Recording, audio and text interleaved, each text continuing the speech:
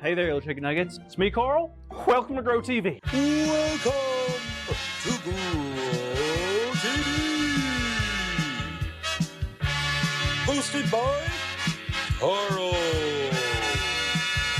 Where we have fun with our friends, talk about Jesus, and go over everything the Bible has to offer. Now, once again, welcome to GROWTV. All right, Carl, you got this. You've been doing it for years. You got this. Hi there, you little chicken nuggets. I'm so glad you're here. You are definitely a sight for sore eyes. And believe me, I know everything about sore eyes. See? Ouch. There's no lenses. You see, for the past 5 weeks, I've been stuck in my home doing the staycation thing. That's a vacation where you stay at home. I tell you what, I've had a great time doing it. I mean, there's just something so great about being home, you know? Comfortable, cozy, it feels safe. The best part is, there's always a cheese stick within arm's reach. Well, today that's gonna change because this is the last day of my staycation. Yay! Woo! Excuse me? I'm so excited for you, Carl. This is gonna be great. What are you talking about? My staycation's over, Jada. It's done, it's gone. Might as well be a magician because I just made it disappear. Oh, Carl, don't be upset about it. Not all good things can last forever, you know? Maybe you're right. I don't know, I don't feel good about it. It's been a while since I've been out in the real world. I mean, what if it doesn't work out? I guess I'm just nervous. And that's okay to be nervous, Carl. In fact, perfectly fine to feel whatever you want, and it totally makes sense to me why you would be feeling that way. Really? Of course, I mean, look at Jacob and Esau. Jacob and Esau? That's not the best example. I mean, Jacob basically stole Esau's birthright, Esau's future blessing, ripped away by his own brother. I get why Esau was so angry with him. True, Jacob did something that wasn't kind to his twin brother, but there was a time after that, way after that, things began to change. How so? Well, this story comes from Genesis chapter 32, and a lot of time had passed since the whole birthright scenario.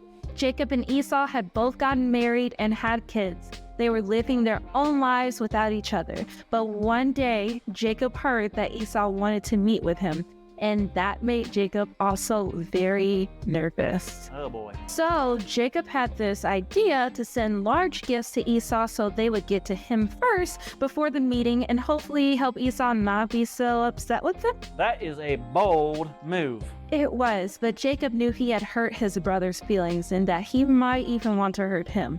So Jacob did a very smart thing. He prayed to God. He asked God to protect him from his brother's anger, but was quickly reminded about the dream God had shown him. God promised to give the land to him and his family. So Jacob felt assured God would take care of them, and he began to travel to see his brother. Oh wow, I'm nervous for him. What happened next? Jacob had traveled to get to Esau, and when they saw each other, something truly extraordinary happened. Spaceship came down and dropped a flying cow with a mustache. Well, not that type of extraordinary. Oh, so what then? Well, when Esau saw Jacob, he began to run at him. Oh no, is he gonna hurt him? When Esau got to Jacob, he took his arms and swung them around his brother. I knew it. Esau wrestled Jacob to the ground, didn't he? Oh, no, Carl. Esau hugged him. What? Wait, hold. He hugged him? He sure did. Esau was so happy to see his brother after all this time. Jacob got to meet his twin's family and was overwhelmed with joy. This is great. All that worrying for nothing. Totally. A lot of the time our minds like to make things a bigger deal than what they truly are, but we often forget just how great God is and how God can change the hearts of the people we love. Wow, you're totally right. I bet you they felt great now that they connected. They're peaceful. Both of them are peaceful together. Absolutely. God encourages us to make peace with others whenever we are having trouble. I mean, why live with worry, hatred, or anger in our hearts when God never intended it to be that way?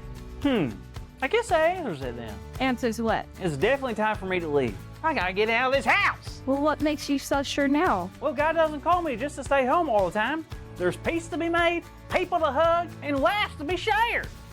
I think I've forgotten what the sun looks like. I think it's purple. Purple. Final answer, Regis. Purple sun. Well, I'm glad you realize what you need to do, Carl. That's super important, and I know you'll make God proud. Thanks, Jada. Well, hello kids. It is time for our big idea. Are you ready? Well, today's big idea is we can make peace with others. So let's say it together on the count of 3. 1, 2, 3. We can make peace with others.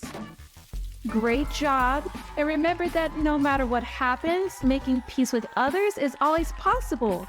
Thank you so much for watching GROWTV. We will see you next time. Thank you for watching, and tune in next week for a new episode of GROWTV. Kids! Hey guys, so this month we've been following the story of this one family that got an extraordinary promise from God. Remember that guy named Abram that later God changed his name to Abraham? Yeah, God gave him this promise that eventually his family would become this great nation that would bless the entire world. Well, so far we have gotten to his grandsons, these twin brothers named Jacob and Esau. And if you remember, Esau was kind of a bad dude, and Jacob tricked him out of his birthright and out of his blessing, and because of that, Esau was trying to kill Jacob, so Jacob had to run away! Yikes. Now we're gonna fast forward a whole bunch of years. Jacob and Esau are now older, they both have families, and somehow Esau gets word to Jacob that he wants to meet up. Face to face. I mean, how do you think Jacob is feeling about this? Yeah, he's terrified. But even though he was scared, he agrees. Now when they're going to meet, Jacob hears that Esau has 400 fighting men with him. Gulp. So Jacob panics. He knows Esau wanted to kill him, and now he's like, hey, let's meet up. And then he brings 400 soldiers with him? Like, what? So Jacob actually divides his family in half, sends half this way and half this way, thinking that way if Esau attacks, only half of my family will get killed. So that night, Jacob is all alone in camp. He sent his family away, and something weird happens. It seems to happen in the Bible. All of a sudden, this guy just appears and starts wrestling with Jacob. And the Bible says that they wrestle all night long until this man realizes he can't beat Jacob. And so he somehow touches his hip and injures Jacob. And Jacob is like, ow, but I'm not gonna let go until you bless me. And so this man says, all right, cool, I'll bless you. So he changes Jacob's name to Israel. Once again, there's God, the whole changing name thing. Change his name to Israel, blesses Jacob, Jacob lets him go, and he is gone. Weird! And then Jacob had a limp for the rest of his life. Well, soon after this, Jacob meets Esau. The two of them meet up. They were standing on opposite ends of a valley, and they walk out. Jacob sends a bunch of gifts ahead to try and make Esau happy. And when they see each other and Jacob's like, ah, Esau runs right out to him, right at him, and gives him a big hug. These two brothers that have been fighting since they were literally in the womb made some kind of peace. Now, they never went on to live happily ever after together. They didn't go live in towns next to each other and visit each other all of the time. But they were able to make some kind of peace where they no longer were worried the other one was gonna try and kill the other one. They at least got past that. No more murders! And then Jacob was able to carry on that promise God gave Abraham and God made to Jacob, that your family will be this huge nation to bless the whole world, and Jacob's descendants become the nation of Israel, the Israelites. And if you remember, there was a pretty famous Israelite named Jesus.